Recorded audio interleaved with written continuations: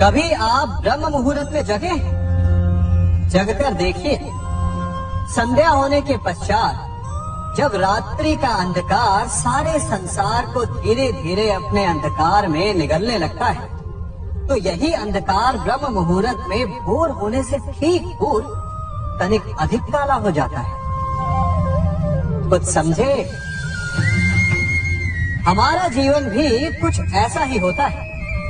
जब हमारे जीवन की समस्याएं अपने अंत पर होती है, तो यही समस्याएं एक भीषण रूप लेकर हमारे समक्ष प्रस्तुत हो जाती है और ऐसे परिस्थिति में अधिकतर लोग हार मान जाते हैं, भय खा जाते हैं। परंतु यदि आप हार न माने, भय न खाएं, दृढ़ रहें, निरंतर आगे बढ़ते रहें, तो प्रकाश के रूप में हमारा स्वागत करने के लिए सूर्य उदय सदा हमारे समक्ष प्रस्तुत रहेगा। आपने बरगद के वृक्ष को देखा है? जितना विशाल उतना दृढ़। पतझड़ में वो सूख जाते हैं, परंतु दुर्बल नहीं होते, टूटकर गिरते नहीं। और उसके विपरीत दलदल में उपजे वृक्षों को देखिए, वो दिखने में तो बड़े होते हैं, पतझड़ आए या शीत सदा हरे भरे होते हैं, परंतु इतने दुर्बल होते हैं कि जल धारा के हल्के से वेग से वो गिर जाते हैं। परंतु ऐसा क्यों होता है? कारण है जड़ें। जिसकी जड़ें दृढ़ भूमि में है, वो हर चक्रवात, हर ऋतुओं को सह लेता है, और जिसकी जड़ें दलदल में है, वो स्वयं की जड़ों को दुर्बल बना लेता है। कुछ ऐसा ही मनुष्य भी होता है, जो अधर्म, कुकर्म और असत्य की धरा पर उपजा है।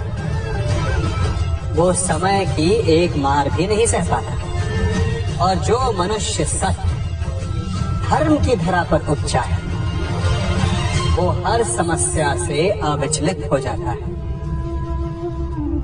अब आप पर निर्भर करता है कि आप क्या बनना चाहते हैं।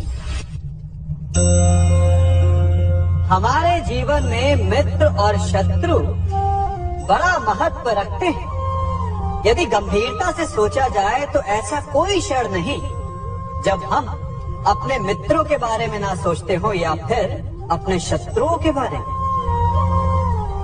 हमारा हर कार्य या तो हमारे मित्रों के हित के लिए होता है या फिर हमारे शत्रुओं के अहित के लिए।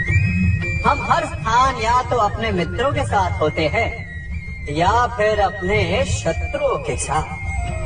कोई नहीं चाहता कि उनका शत्रु प्रसन्न रहे। हर कोई अपने शत्रु को नष्ट कर देना चाहता है, और ऐसा करने के लिए वो हर संभव प्रयास करता है। उसे आर्थिक, मानसिक और शारीरिक हानि पहुंचाने का प्रयास करता है।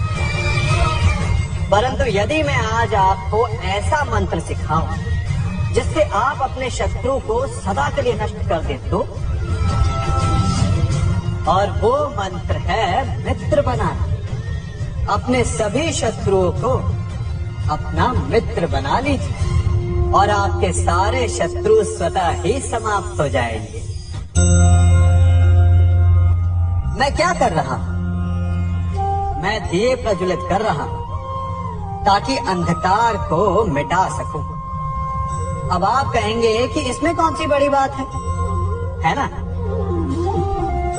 परंतु इसमें महत्वपूर्ण बात समझने के लिए ये है कि मैं क्या नहीं कर रहा हूं, और मैं अंधकार नहीं कर रहा हूं। क्योंकि अंधकार को मिटाने के लिए प्रकाश का अस्त्र तो उठाना ही पड़ता है।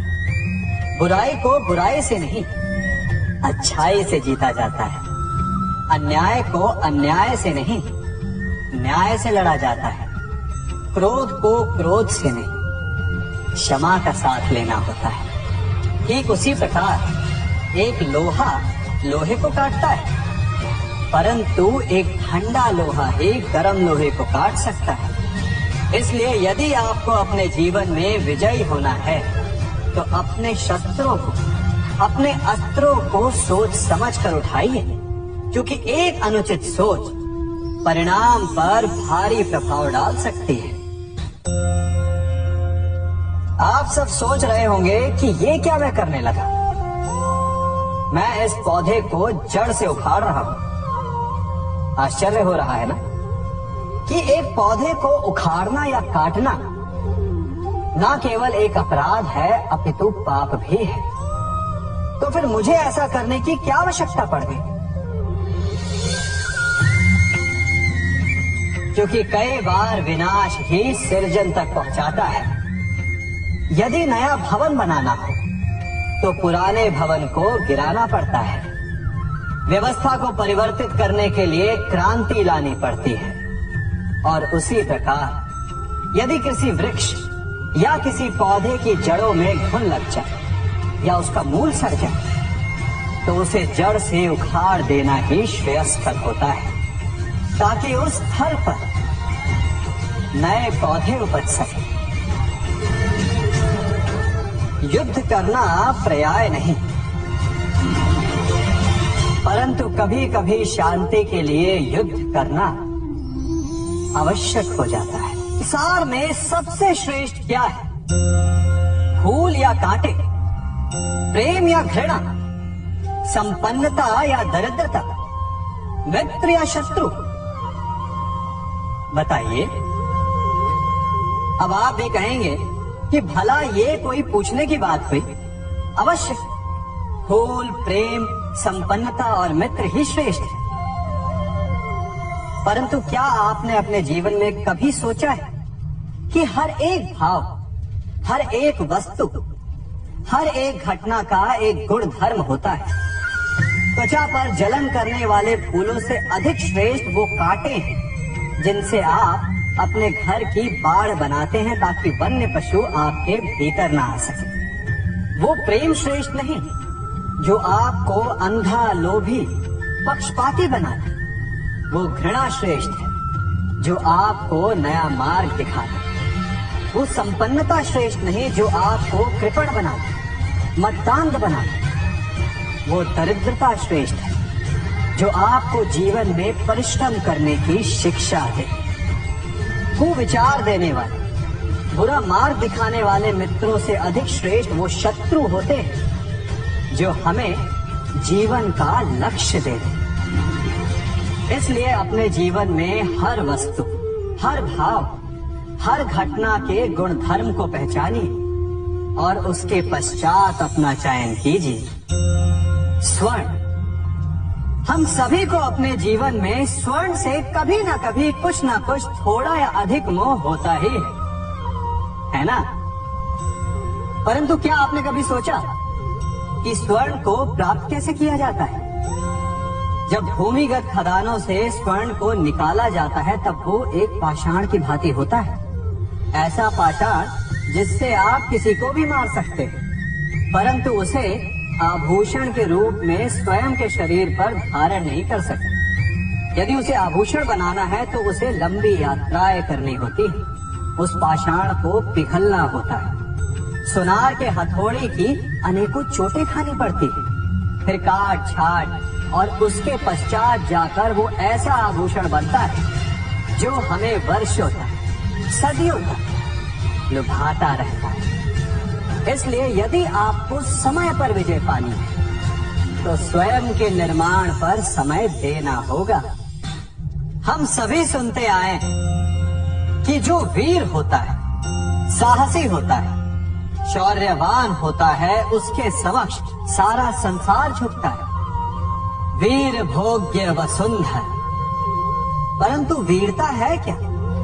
शौर्य क्या है? साहस क्या है? साहस युद्ध नहीं, वीरता विजय नहीं, शौर्य कभी ना गिरना नहीं। साहस किसी चुनौती के समक्ष खड़े होने का भाव है। तो वीरता उस चुनौती को उत्तर देने के लिए पूर्ण परिश्रम लगा देना है। और शौर्य का अर्थ है गिरकर फिर से उठने का साहस रखना, बार बार प्रहार करके वीरता दिखाना, निरंतर प्रयास करते रहना, निरंतर परिश्रम करते रहना। इसलिए विजयी होने से अधिक महत्वपूर्ण है शौर्यवान होना, क्योंकि जो शौर्यवान है उसे विजय मिलना निश्चित है। कभी किसी पक्षी को घोंसले की नींव बनाते देखा है? अथक परिश्रम करके तिनका तिनका बिटोर कर वो पक्षी अपना घोंसला बनाता है, अपनी संतान के लिए एक सुरक्षित घर बनाता है। और फिर कहीं से तीव्र आंधी आती, भारी वर्षा होती और उसका घोंसला तिनका तिनका करके बिखर जाता है। फिर वो पक्षी क्या करता है? वो रोता नहीं, ना ही विलाप करता है। वो बिना विलंब करे फिर से अपना घोंसला बनाना प्रारंभ कर देता है और सफलता पाता है। फिर हम क्यों छोटी छोटी असफलता से भयभीत होकर परिश्रम करना छोड़ देते हैं? एक बात सदा स्मरण रखिएगा, हर वृक्ष कुल्हाड़ी की एक मार से नीचे नहीं गिरता, हर चट्टान घन के एक प्रहार से नहीं टूटती। सफलता पाने के लिए अनावरत परिश्रम करना ही मात्र एक मार्ग है। स्वीकारण, सत्य का स्वीकारण मनुष्य के लिए बहुत ही महत्वपूर्ण है। जब तक मनुष्य सत्य को स्वीकार नहीं करता, उसे असत्य से लड़ने की शक्ति प्राप्त नहीं होती। जब आप भोजन करते हैं तो क्या होता है? आपका पेट स्वीकारता है कि वो भर चुका है और आप भोजन करना बंद कर देते हैं। जब आपको निद्रा आती है तो क्या होता है? आपका मन स्वीकारता है कि आपका शरीर थक चुका है और उसे विश्राम की आवश्यकता है। उसी प्रकार जब आपको किसी व्यसन को रोकना हो तो आपको स्वीकारना पड़ता है कि बहुत हो चुका है, चाहे वो लालच हो या मदिरापान। उस व्यसन का त्यागना तभी प्रारंभ होता है जब आप ये स्वीकार कर लेते हैं कि आप उस व्यसन के बंधक हैं। हम में से ऐसा कोई नहीं जिनकी परछाई उनसे दूर रहती। हमारी परछाई सदैव हमारे साथ रहती है। कदाचित हमारी परछाई हमारे कर्मों के फलों का संकेत है। कदाचित इसी कारण कई बार हमें अपनी परछाई से भय भी लगता है, परंतु इस भय से निवारण पाने का एक साधन अवश्य है। वो है सूर्य की ओर मुख करना या किसी प्रकाश के स्रोत की ओर मुख करना, क्योंकि तब हमें हमारी परछाई दिखाई नहीं देती। यदि इसे जीवन के संदर्भ में देखें तो ये प्रकाश का स्रोत शुभ कर्मों की चेतना है। यदि आपके मन में शुभ कर्म करने की इच्छा है तो आपको कभी भी अपने कर्मों के फल का भय नहीं होगा, क्योंकि यदि आपका मन शुद्ध होगा तो आप एक कर्म शुद्ध होंगे और शुद्ध कर्मों का फल कभी अशुद्ध नहीं हो सकता। आज मैं आप सबको एक कथा सुनाता हूँ। एक दिन प्रातः एक व्यापारी अपने घर से निकला। घर से निकलते ही एक बिल्ली ने उस व्यापारी का मार्ग काट दिया। व्यापारी घबरा गया, वो फिर से घर लौट गया और शुभ घड़ी की प्रतीक्षा करने लगा। और जब वो पुनः अपने घर से निकला तब वो वाहन जा चुका था जिससे राजा तक पहुंचकर उसे भेंट देनी थी। राजा को भेंट नहीं मिली। राजा क्रोधित हो गए। राजा ने उस व्यापारी का व्यापार बंद करवा दिया। इस कारण व्यापारी क्रोधित होकर घर पर अपनी पत्नी से लड़ बैठा। पत्नी अपने बच्चों समेत मैके वापस चली गई और उस व्यापारी के जीवन में यदि कुछ रह गया था तो केवल अंधकार। और इन सब का कारण वो उस बिल्ली को मानता रहा जिसने उसका मार्ग काटा था। ऐसा ही एक दूसरा व्यापारी राजा को भेंट देने निकला और उस व्यापारी का मार्ग भी एक बिल्ली ने काट दिया। वो व्यापारी तनिक घबराया, परंतु उसने आगे बढ़ना अधिक उचित समझा। राजा तक वो समय पर पहुंचा। उसने राजा को भेंट की। राजा प्रसन्न हुए और राजा ने व्यापारी को अपना व्यापार बढ़ाने की अनुमति दी, स्वर्ण आभूषण दिए। जब व्यापारी घर पर पहुंचा तो पत्नी को आभूषण और अपने बच्चों को देने के लिए वस्त्र थे उसके पास। हर ओर प्रसन्नता थी। समझ रहे हैं ना, दोनों के साथ एक ही प्रकार की घटना हुई, परंतु दोनों की प्रतिक्रिया भिन्न थी। ऐसा ही हमारा जीवन भी है। हमारे जीवन में प्रारब्ध का अपना स्थान है, परंतु उससे कई अधिक महत्वपूर्ण हमारी प्रतिक्रिया, हमारे सोच का प्रभाव है। क्योंकि यही हमारे जीवन को आकार देते हैं। इसलिए अपनी सोच को सकारात्मक रखिए। आपका जीवन सदैव आनंदमय रहेगा। आप इन दो पात्रों को देख रहे हैं। मेरे इस पात्र में जल है और ये पात्र मिष्ठान से भरा हुआ है। दोनों ही पात्र भरे, परंतु देखिए, मिश्री को जल में मिला दिया। जल ने मिश्री को अपना लिया। मिश्री ने अपना अस्तित्व खो दिया, परंतु जल को अभिमान है कि उसका अस्तित्व अभी भी बना हुआ है। परंतु जो इस जल को चखेगा उसे अवश्य पता चल जाएगा कि ये जल अब वो जल नहीं रहा, ये अब शरबत बन गया। हमारा त्याग, हमारे बलिदान भी ऐसे ही होते हैं। जो इस बात को अनुभव करते हैं वो समझ सकते हैं कि कैसे हमने समय की धारा को बदल दिया। जो बलिदान देते हैं उनका अस्तित्व कभी नष्ट नहीं होता। अभी तो उनका बलिदान संसार में कुछ न कुछ परिवर्तन अवश्य लाता है। हम सभी कभी न कभी, कहीं न कहीं अपने जीवन में यात्रा अवश्य करते हैं। हमारी यात्रा में कभी पक्के रास्ते आते हैं तो कभी कच्चे रास्ते। पक्के रास्ते मनुष्य बनाता है और कच्चे रास्ते जानते हैं कैसे बनते हैं? चलते चलते बन जाते हैं। जब लोग एक स्थान से जाते हैं तो पैरों के दबाव से नीचे की घास कुचल जाती है। बार बार उस मार्ग से जाने से धीरे धीरे मार्ग स्वतः ही बन जाता है। और यही जीवन है, यही नियति है। जब आपके जीवन में आपको मार्ग ना मिले तो रुकिए नहीं, आगे बढ़ते रहिए और आपके पैरों के दबाव से मार्ग स्वतः ही बन जाएगा।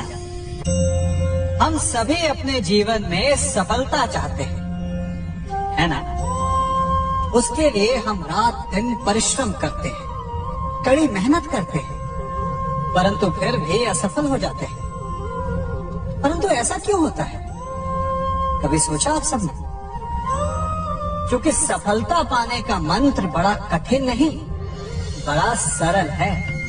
उचित विचार, उचित समय, उचित स्थान पर उचित प्रहार। जब आपके विचार, समय, स्थान और प्रहार यानी परिश्रम उचित है तो सफलता आप ही को मिलेगी। जिस प्रकार एक लोहार लोहे से कुछ बनाते समय उस लोहे के सही ताप तक के आने की प्रतीक्षा करता है और समय आने पर उचित स्थान पर पर्याप्त बल से प्रहार करता है और लोहा आकार ले लेता है, ठीक उसी प्रकार आपकी सफलता भी आकार लेती है।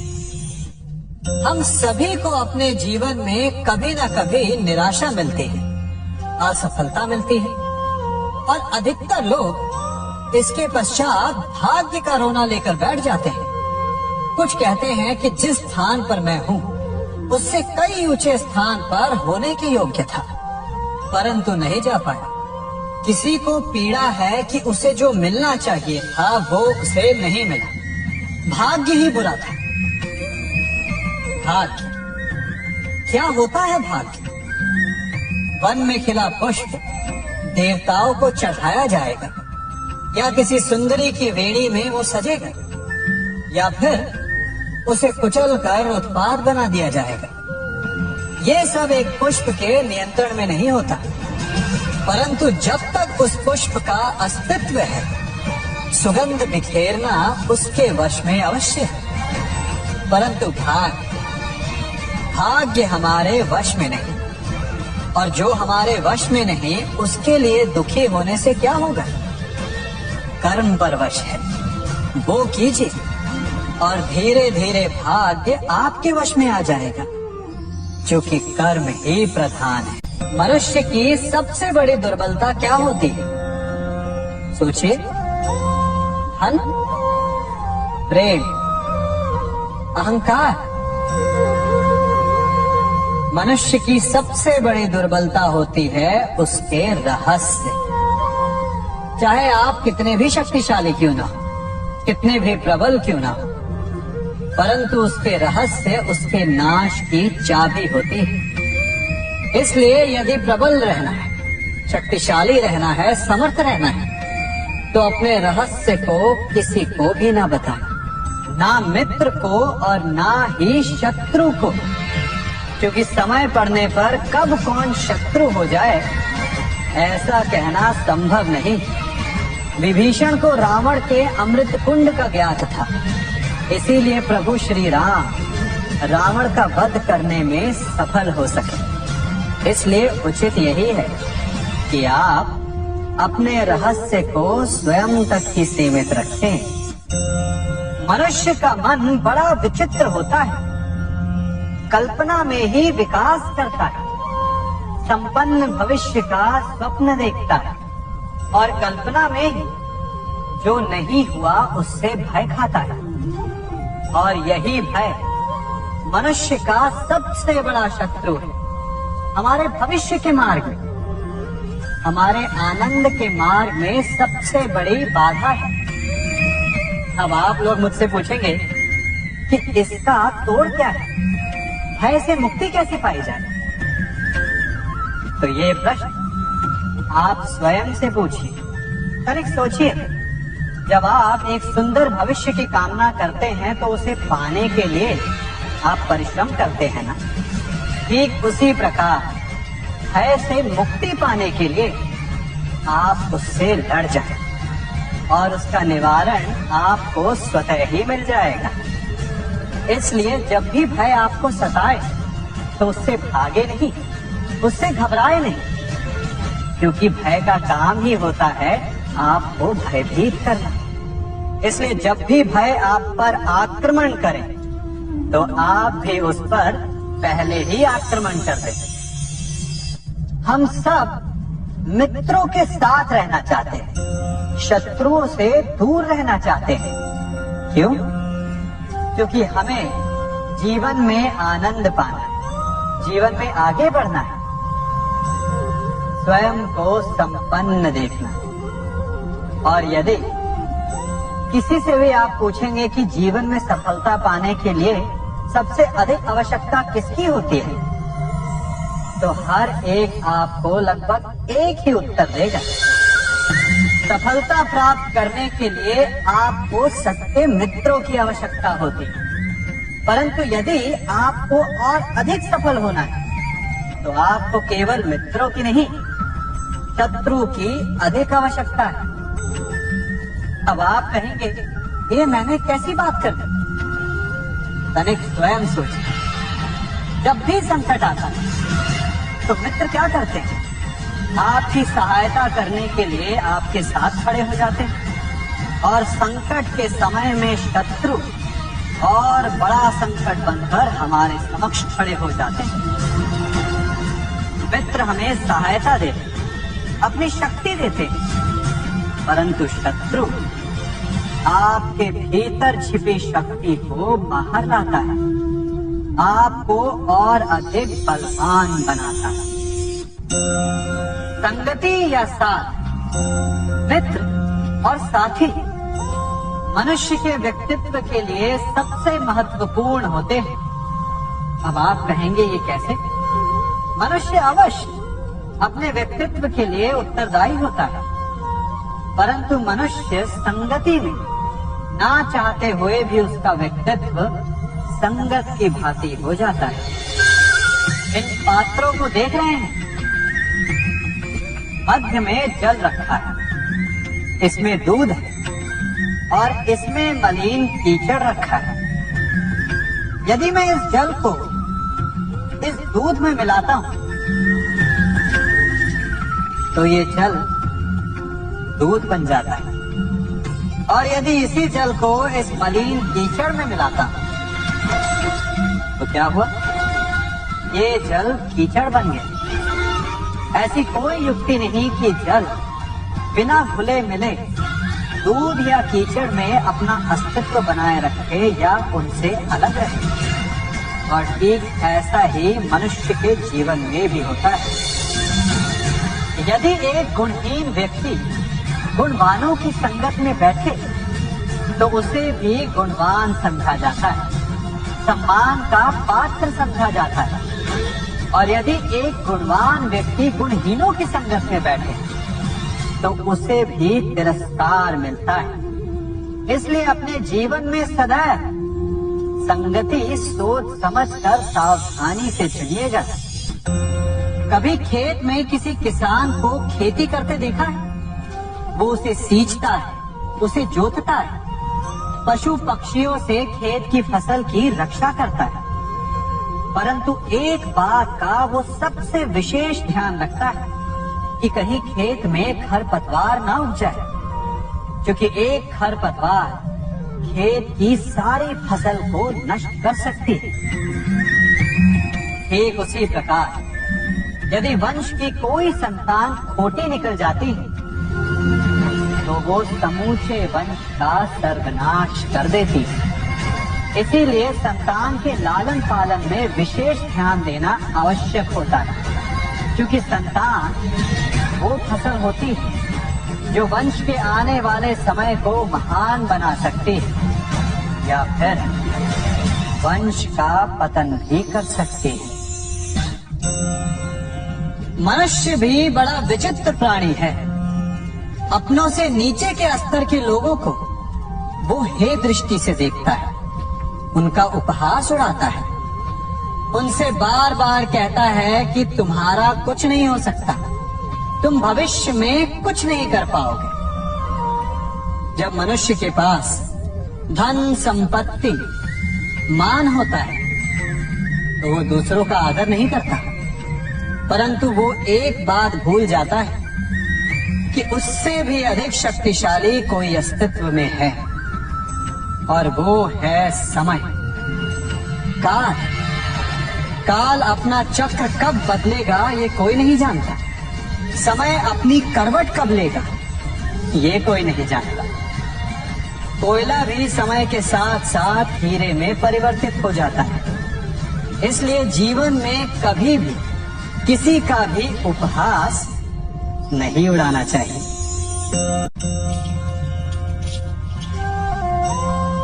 बड़ी विकट समस्या है। मुझे स्मरण ही नहीं हो रहा कि इस गुच्छे की कौन सी चाबी इस ताले को खोले। बड़ी देर से प्रयास कर रहा, परंतु ये ताला खुल ही नहीं रहा।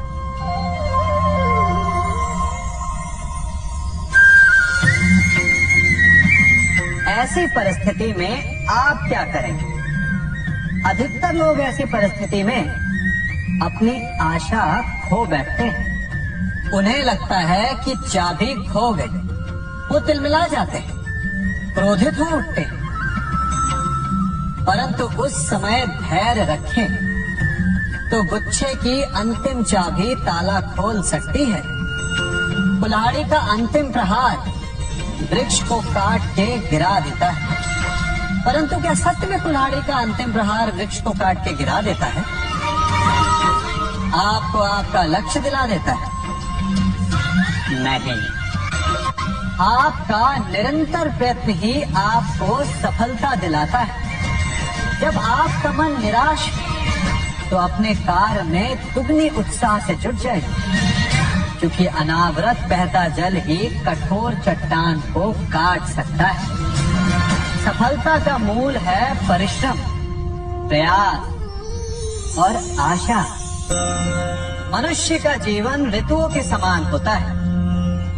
आज ग्रीष्म तो कल वर्षा, परसों शीत,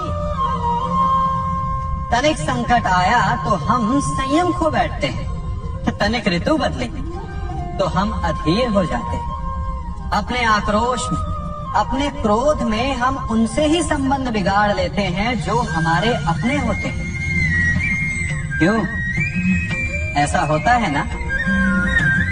हमें लगता है कि हमारे अपने फिर से मना लेंगे, परंतु स्मरण रखिए, सदा ऐसा करना संभव नहीं होता। सागर की उछलती लहरों को तट सहता है, और यदि तट ही टूट जाए तो बाढ़ आ जाती है। हमारे संबंध भी दूध की भांति होते हैं।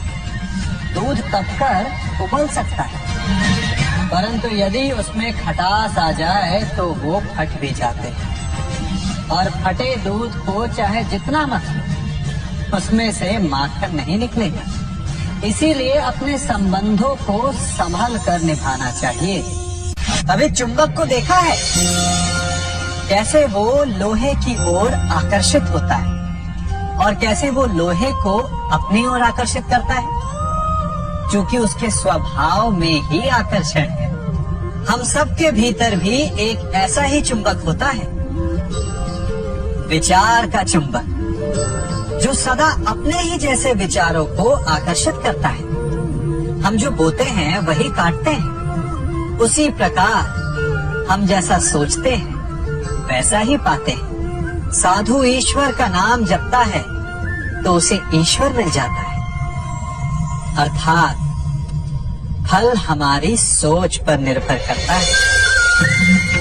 ओस की बूंद यदि केले के पत्ते पर गिरे तो वो कपूर बन जाती है, सीप में गिरे तो मोती, और यदि विषधर के मुख में गिरे तो विष।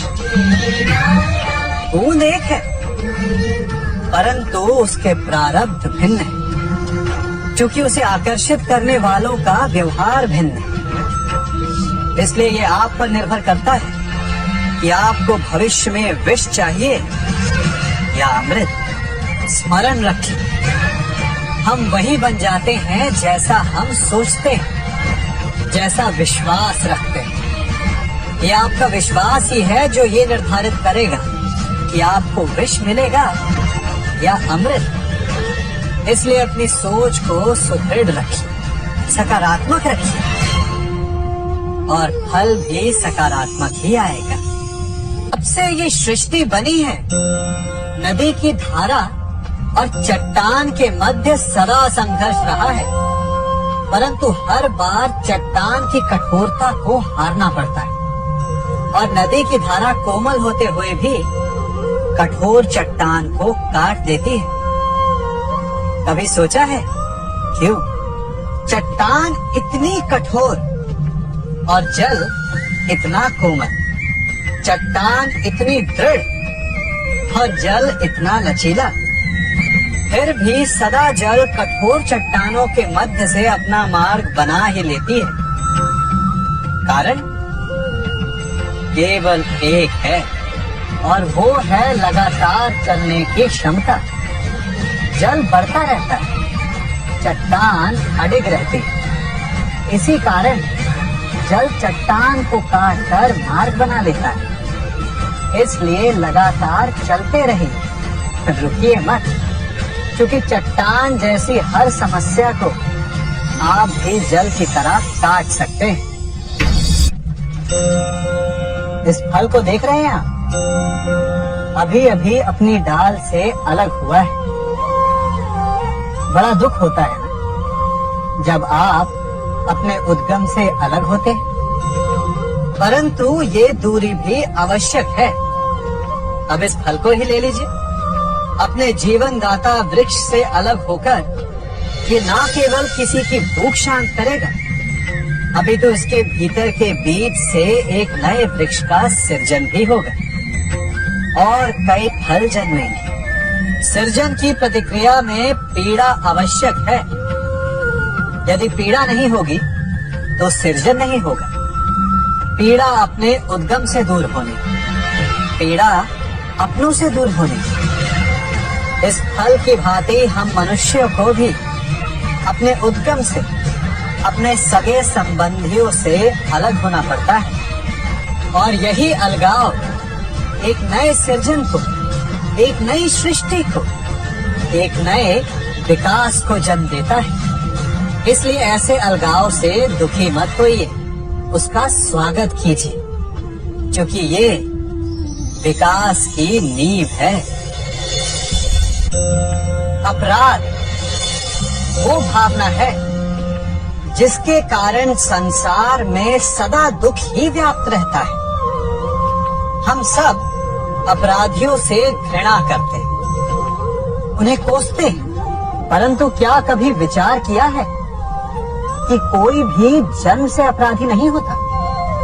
तो ऐसा क्या कारण है कि कोई इतना बुरा बन जाता है कि वो बुराई की सीमाएं ही पार कर जाए? कारण है कामना।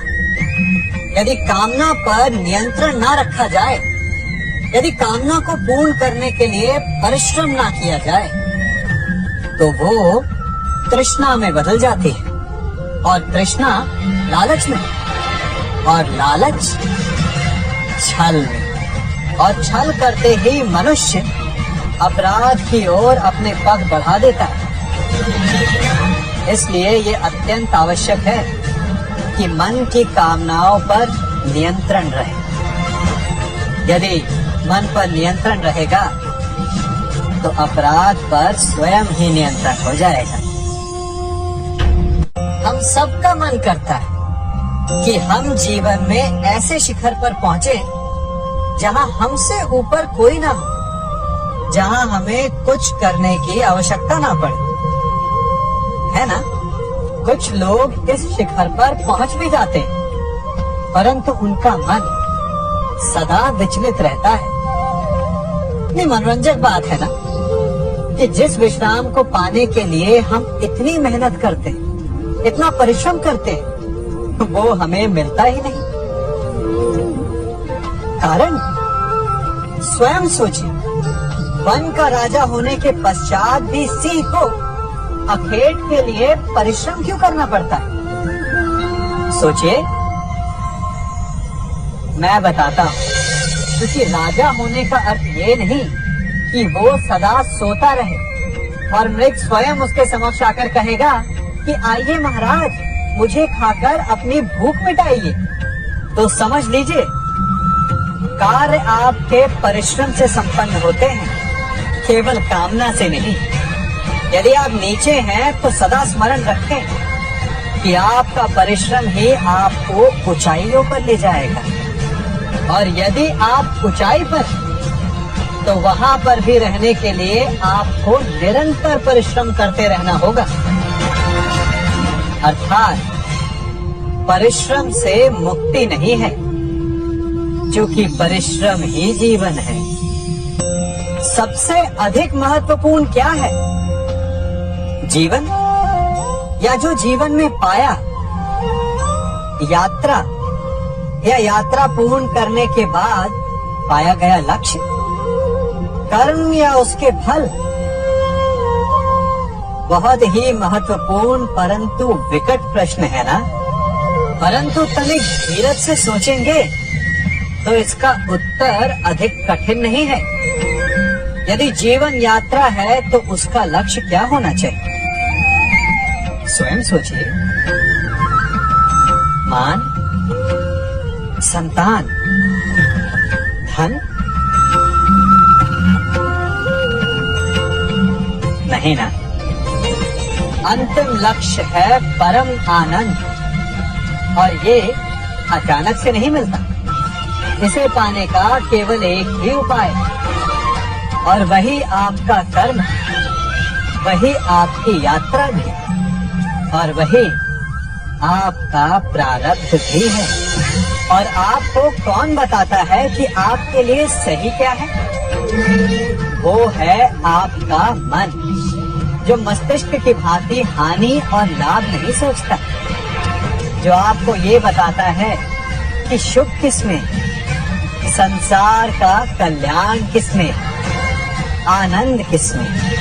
यदि आपका मन संयमित है तो वो आपका सबसे महत्वपूर्ण मार्गदर्शक है, जो आपकी यात्रा, आपका लक्ष्य, आपके कर्म और उसके फलों को सबको शुभ बना सकता है।